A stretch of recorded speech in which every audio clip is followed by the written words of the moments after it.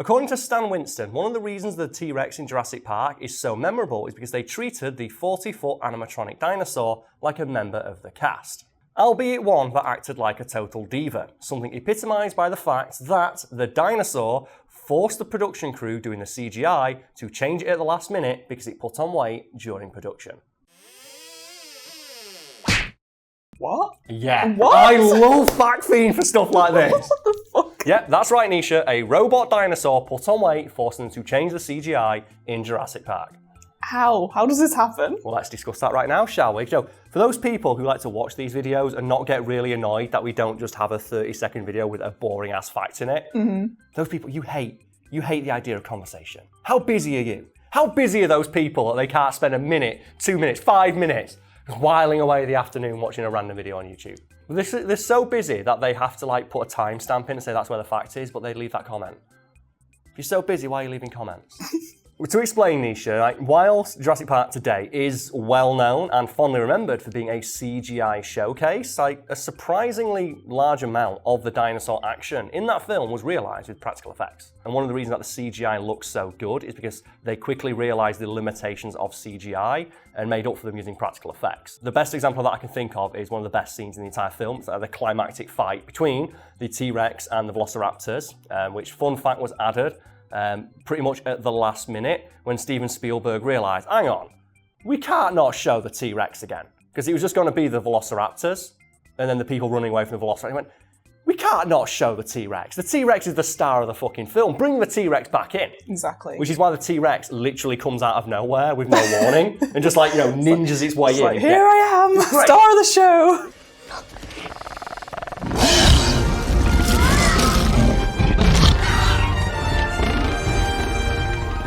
And that's how good that film is, that you don't notice that the same dinosaur that caused earthquakes with each step early in the film somehow sneaks up on the supposed greatest predator from the prehistoric world. Because they say, Velociraptors are so smart. How do they not know a 50-ton T-Rex is just pounding down on them? Like, how does a T-Rex know to sneak? How do other T-Rex sneaks? Tiptoes. Just like this. And if you watch that scene back, you'll notice that a lot of it is in CGI, but they blend practical elements with the CGI to make it feel real. My favourite example of that being just when the T-Rex just annihilates that Velociraptor by throwing it into the T-Rex skeleton. Do that full huge shot of it throwing it in and the T-Rex skeleton explodes? Yes. And they achieve that effect by just exploding like a real fake T-Rex skeleton at that exact moment, and then the CGI blends with it. And just that combination of the practical and the CGI makes it feel real.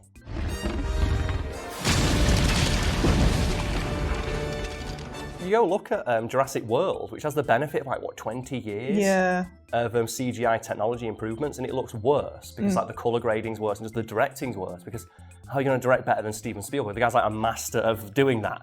And when you watch Jurassic Park back and you see that he blends those two elements so seamlessly, and he did have a dream team of people working with him. He had Phil Tippett, who we've talked about before, who was the dinosaur supervisor. We've talked about him before, and the joke people always make is, Phil, you did a real fucking bad job. And he always responds, in my defense, there was a lot of dinosaurs. He cut his teeth doing stop motion work. Oh, okay, for a lot, in the vein of Ray Harryhausen, those old dinosaur flicks. Yeah. That's where he got his inspiration. He built upon the work of that guy, and because he had spent literally decades figuring out how giant prehistoric creatures would move, they used him as a supervisor for the CGI.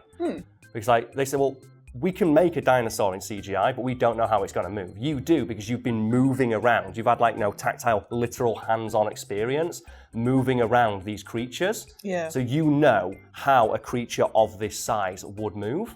And Tippett supervised both the practical and the CGI elements, which meant that they blended together so they looked like the same dinosaur.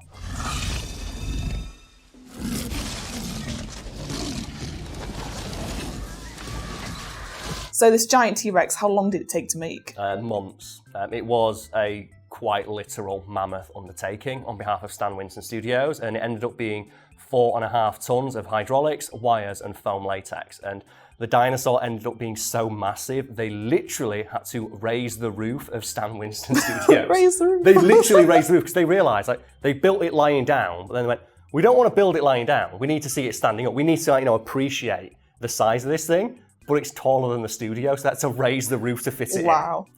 That's such a fun project, though. I'd love to build something like that. Oh yeah, it was great fun. It was like, the entire team he had was working on that dinosaur for months on end. And there's a couple of things that happened with the dinosaur that were like very dangerous. Because you think, it's a fucking robot, what's it going to do? It's like, there's a lot of things it can do, including threatening the life of one of the people working for Stan Winston, because at one point they needed someone to physically crawl inside of the dinosaur. To do that, they had to open the T-Rex's mouth, they had to climb inside. So for them to open the mouth, the T-Rex had to be on. Oh, God. For a brief moment, they were legitimately worried that if anything bad happened, it would close its mouth and kill that guy, which meant that that guy could have been the first person, possibly ever, in history to have been eaten by a robot and a dinosaur at the same time. Imagine that on your tombstone. Eaten by a robot and a dinosaur at the same time, fucking rad, and then just fireworks going off forever. Like, claustrophobic as it is, but I don't want the job of, like, maybe I might die in this small space as well. Especially when you hear the noise that dinosaur made when it moved. Because, it looks good on screen, but when it moves, it's like, that's fucking horrifying. Definite. But one of the weird things about the dinosaur is, despite them putting all that effort into it, the production side didn't really tell Stan Winston what they were planning to do with it. They told them what they wanted, but they didn't say what they were going to do with the dinosaur, which kind of annoyed Stan Winston and his team, because they found out pretty much at the last second, oh yeah, one of the scenes where this dinosaur is going to appear is set in the rain. And they're like, well, this is just a giant foam latex covering over a skeleton of hydraulics and wires. And do you want to guess what foam latex does when it gets wet? I'm assuming it soaks up the water? It soaks up a lot of water. So much water, in fact, that the dinosaur frequently malfunctioned and would, according to those who worked on production, sneeze.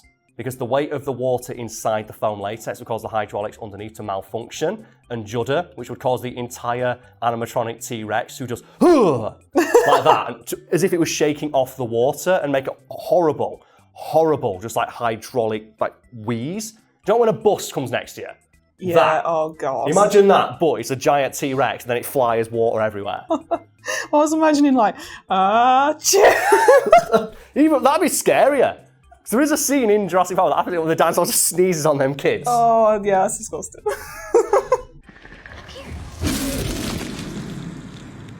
But because of that, a lot of the crew did not want to go near the dinosaur because they were always worried that it's just going to randomly shake. And it might, hurt us or, damage some equipment that we've got near it. And to alleviate this, they had to hire a guy whose whole job was just standing there and toweling off the dinosaur. You just stand there and just towel it off. Right, you've got a very important job. You need to keep the dinosaur dry. Here's a towel. Your job, dinosaur polisher. Polish that, keep that dinosaur looking spick and span. That dinosaur needs to be clean and slick. All right, so what has this got to do with the CGI? As I mentioned, the people making the CGI used that giant animatronic T-Rex and all the other animatronic dinosaurs made for the film as a point of reference. And for that scene, specifically, the animatronic was slightly larger than it was originally, and it was for other scenes because it soaked up all the water. And the people making the CGI noted, it was a right ball, because you'd see the animatronic T-Rex, and it's much bigger than the CGI model that we had. So we had to thicken up the CGI model. And the descriptor that they use that I quite like is Chubby, which is mentioned in, do you know that show, The Movies That Made Us? I think so, yeah. Which they did have one on Jurassic Park, and they have one of the CGI crew there, and he talks about chubby dinosaurs, man. It was really annoying. All of a sudden, the T-Rex got fat, so we had to essentially fatten up our digital T-Rex to match. Apparently, that chubby model was only used for the water scene, and then they just used the regular T-Rex model for later in the film, which means that between those shots, canonically, the dinosaur lost weight. It's no wonder it was so hungry. It's no wonder it ate those velociraptors. It's like they're starving me. Maybe that's what. It's like a diva, isn't it? It's like starving itself for its big scene. It's like, do you like when Hugh Jackman has his shirtless scenes for Wolverine? Yeah. And he talks about, I had to starve myself and not drink water for 3 days, so I'd look as lean and cut as possible. And I just like to imagine the dinosaurs the same, where between takes, it's just there in the sauna, just sweating out all that fat. It's I need to look good. This is my scene. I've got to lose 2 pounds. 3,000 pounds, a fucking dinosaur.